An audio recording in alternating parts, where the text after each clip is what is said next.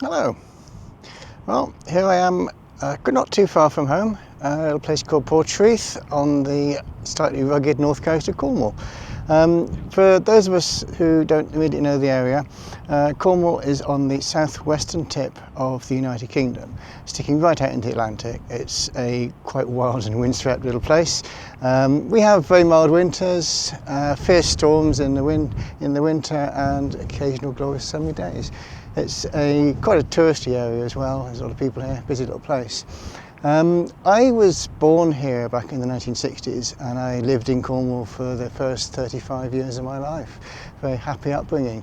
One of the influences when I was younger was the burgeoning alternative movement, as we called it back then. It might have been the Green scene, you might call it. I was a member of the Nuki Green Party as well, which sort of puts things in perspective. And we all wanted back then to live a slightly more sustainable life, certainly do things in a more environmentally friendly way. And one of the things that I got very involved with was growing and producing my own food. My wife and I had a little house by the sea, not too different a location from where we are at the moment. It's about 15 miles up the coast. And we had a little garden in which we, haltingly at first, but we got the hang of it after a while, grew fruit and vegetables. Not in vast amounts, but enough to make me feel this was a really worthwhile thing. And I felt, for the first time in my life, connected to nature. It's a difficult feeling to describe. You know it when you've got it. And it's something that I've carried with me. I mean, I've moved around the country. Or rather, my wife and I moved around the country. We even lived overseas for a while. We lived in France. I've come back to Cornwall now, and we've settled here. We've settled here hopefully for good. And I've got a lot of gardening experience that I've taken with me over the years, because wherever we went, we always farmed gardened a little patch of land.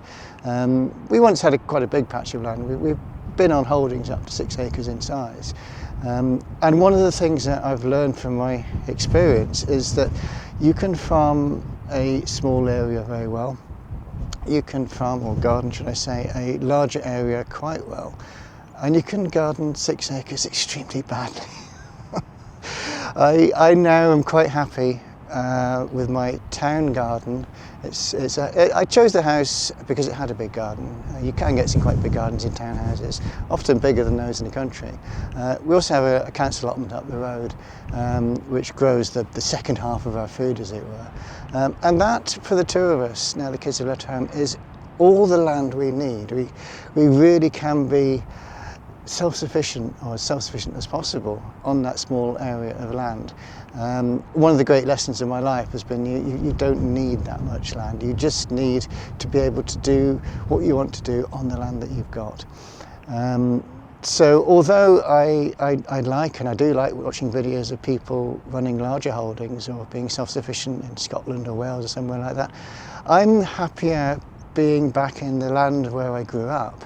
My wife and I also, we both like living in a town. There's restaurants down the road, and we don't have to use the car so much, which sort of harkens back to our green original days.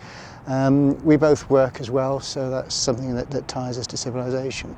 Another thing that has changed a bit since my youth is that the green scene is no longer focused around the rural good life. And I think there's more of an air of gritty reality.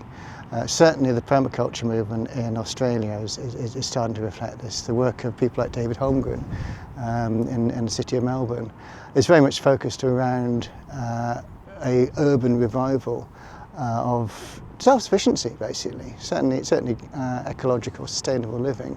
And I'm fully on board with that. We've done things with our townhouse that are the equal of anything you could do in the countryside.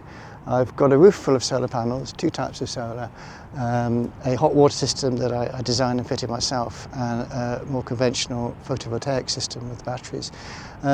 We also have a wood-fired cooking range, which also provides our hot water and all our heating.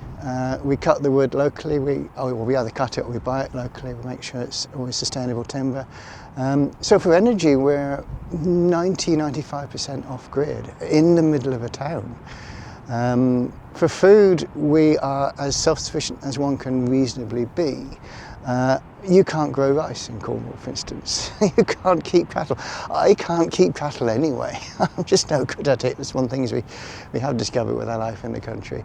And the town life is really quite suiting us. So here I am, quite happy, self-sufficient-ish, in a very nice part of the world, but in an urban environment. And anytime I want to be out in the countryside, come up here, look at it.